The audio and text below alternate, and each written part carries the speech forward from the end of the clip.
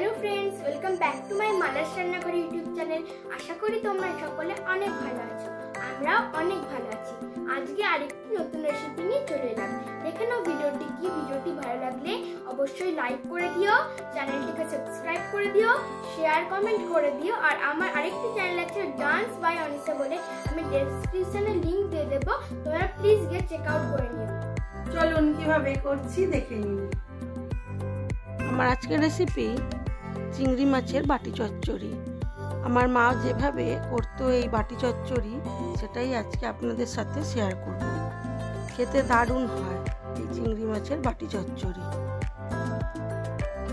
চিংড়ি মাছগুলোকে খুব ভালো করে বেছে নেব আর একটু পেঁয়াজ ভেজে রাখছি।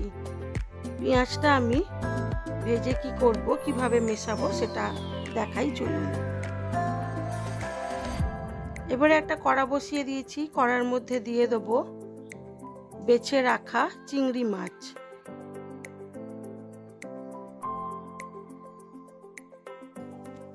যেহেতু চিংড়ি মাছের বাটি চচ্চড়ি, সেই জন্য আগে বাটির মধ্যে বা আমি ছোট একটা কড়া নিয়েছি, এর মধ্যেই নুন, হলুদ গুঁড়ো, লঙ্কার গুঁড়ো, কাঁচা সর্ষের তেল, ভাজা ধনে জিরের গুঁড়ো আর পেঁয়াজ ভাজা সব একসাথে খুব ভালো করে মাখিয়ে নেব।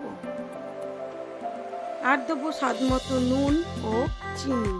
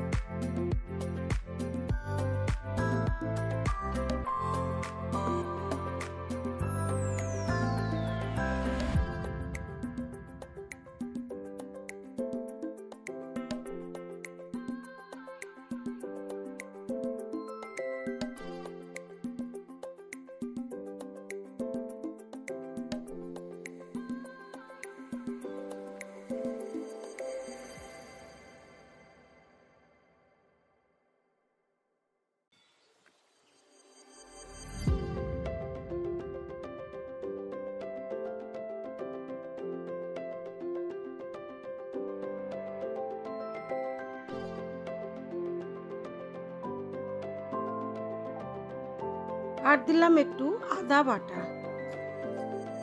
সবকিছু দিয়ে নিয়েছি। এবারে এটাকে ভালো করে অল্প একটু জল দিয়ে ভালো করে মেখে নেব।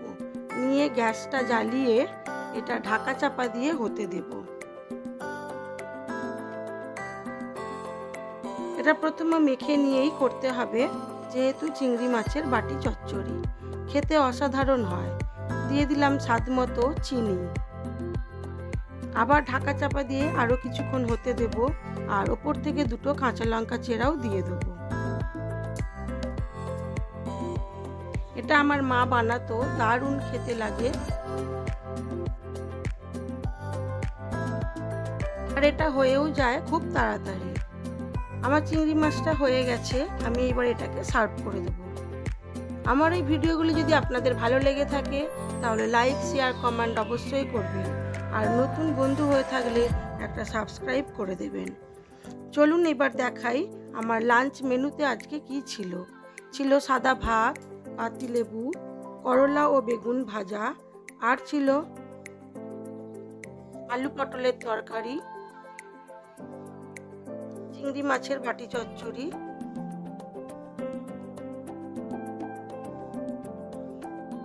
আর ছিল রসুন ও লঙ্কা দিয়ে ফোড়ন দেওয়া মুসুর ডাল। আজ এইটুকুই। সবাই ভালো থাকবেন, সুস্থ থাকবেন, নিজেদের খেয়াল রাখবেন।